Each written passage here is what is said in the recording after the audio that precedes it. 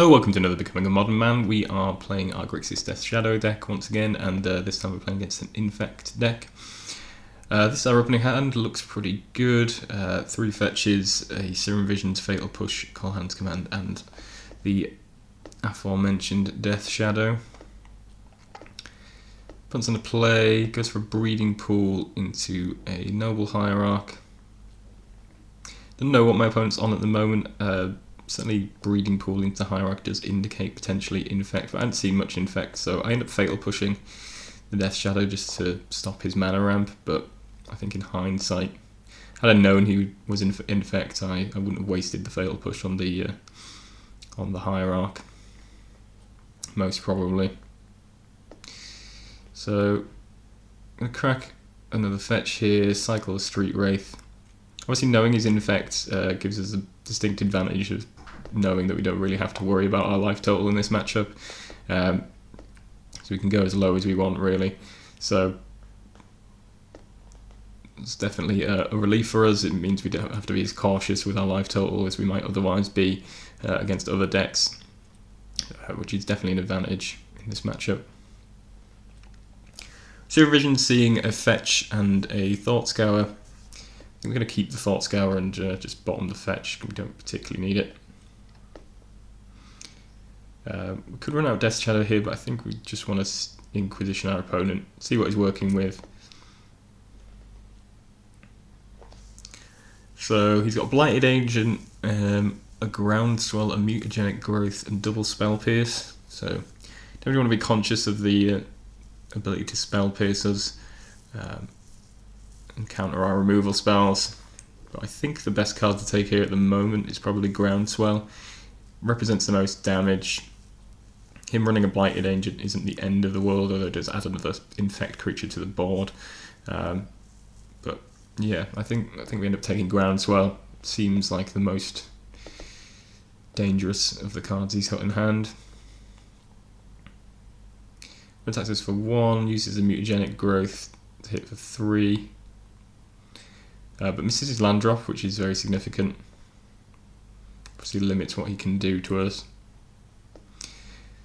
Going to run out our Death Shadow.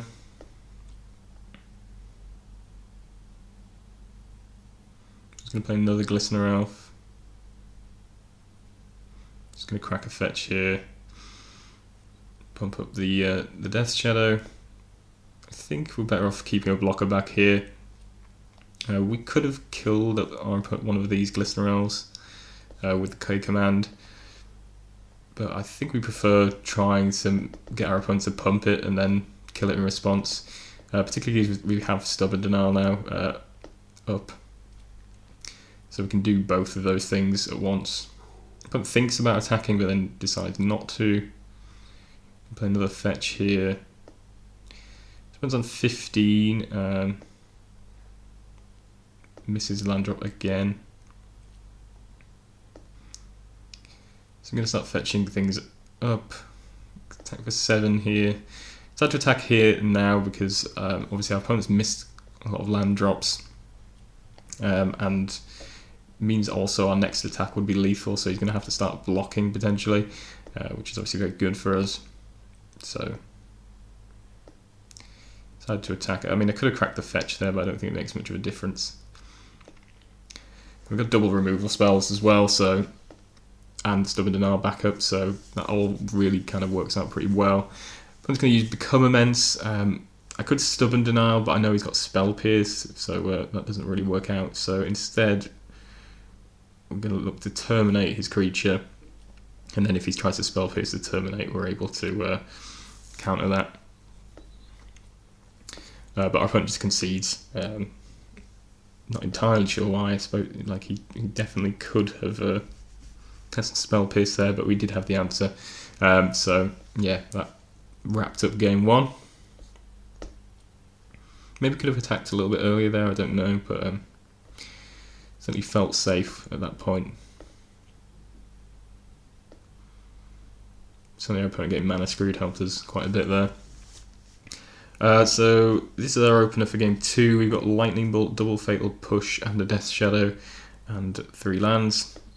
So that's very good. Lots of targeted removal, which is what we want for this matchup. I'm just going to lead with a Glistener Elf. I'm going to fetch a Blood Crypt and then just Lightning Bolt the Glistener Elf. Fatal Push is generally better than Lightning Bolt, given that obviously he can potentially pump his way out of Lightning Bolt range with his creature. So that's why we're going for the Lightning Bolt here.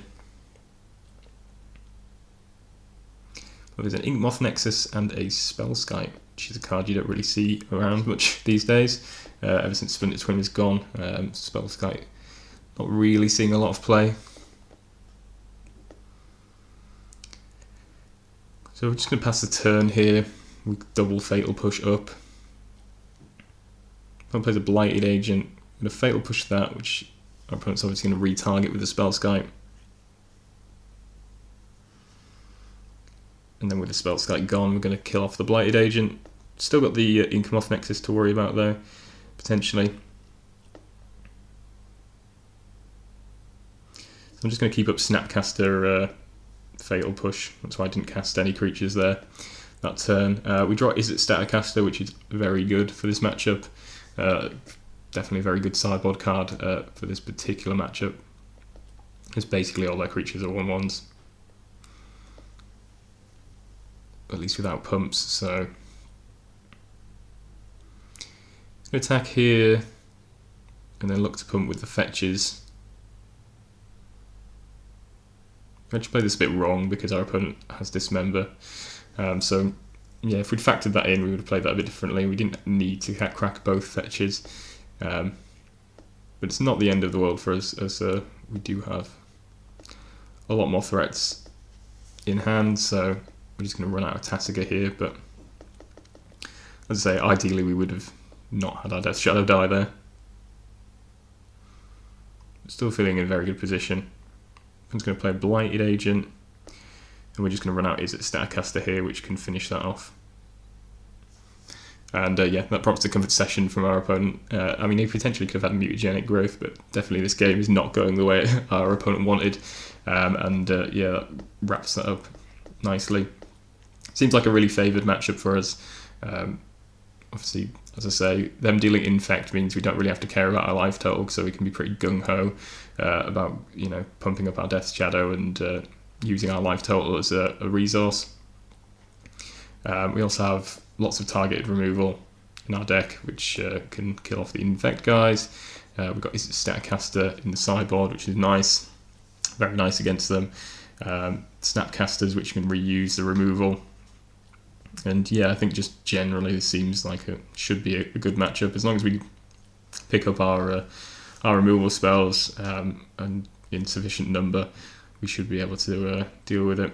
We also have Stubborn Denial as well, which can counter pump spells and become immense and things. So yeah, lots of good cards against this matchup.